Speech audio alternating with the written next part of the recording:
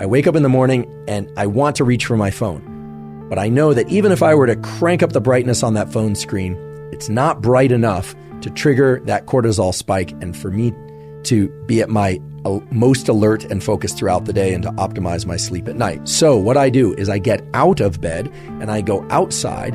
And if it's a bright, clear day and the sun is low in the sky or the sun is, starting to get overhead, what we call low solar angle, then I know I'm getting outside at the right time. If there's cloud cover and I can't see the sun, I also know I'm doing a good thing because it turns out, especially on cloudy days, you want to get outside and get as much light energy or photons in your eyes.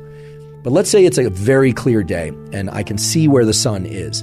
I do not need to stare directly into the sun. If it's very low in the sky, I might do that because it's not going to be very painful to my eyes. However, if the sun is a little bit brighter and a little bit higher in the sky, sometimes it can be painful to look at. So the way to get this sunlight viewing early in the day is to look toward the sun. If it's too bright to look at directly, well, then don't do that. You just look toward it, but not directly at it. It's absolutely fine to blink. In fact, I encourage you to blink whenever you feel the impulse to blink.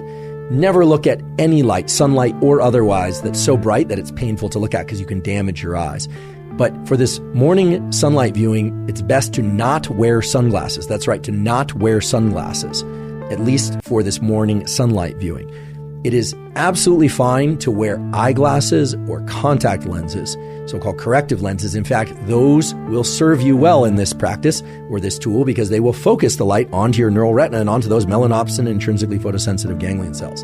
If your eyeglasses or contact lenses have UV protection, that's okay. There's so many different wavelengths of light coming from the sun, and they are bright enough that they will trigger the mechanisms that you want triggered at this early time of day.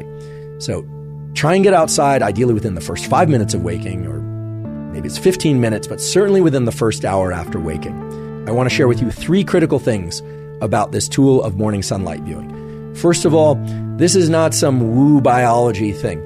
This is grounded in the core of our physiology. There are literally hundreds, if not thousands, of quality peer-reviewed papers showing that light viewing early in the day is the most powerful stimulus for wakefulness throughout the day, and it has a powerful positive impact on your ability to fall and stay asleep at night. So this is really the foundational power tool for ensuring a great night's sleep and for feeling more awake during the day.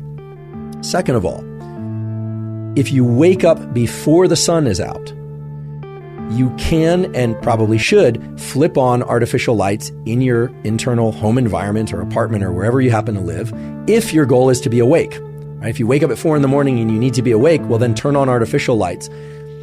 Once the sun is out, however, once the sun has risen, then you still want to get outside and view sunlight.